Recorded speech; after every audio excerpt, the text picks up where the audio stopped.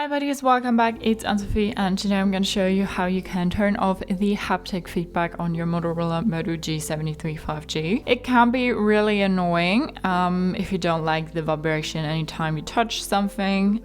So for that you need to go to your settings and then go to sound and vibration, and then you have a overview here, media volume, call volume and all that.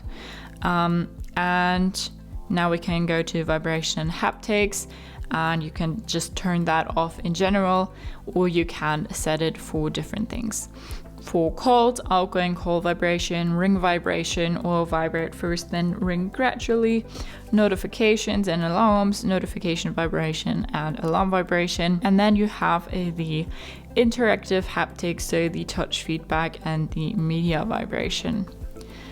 So you want to turn that off if you don't like it, or if you want it, that's where you can turn it on. If you've done that, you can just go back and enjoy the silence or enjoy the haptic feedback if you turn that on, if you just turn that on.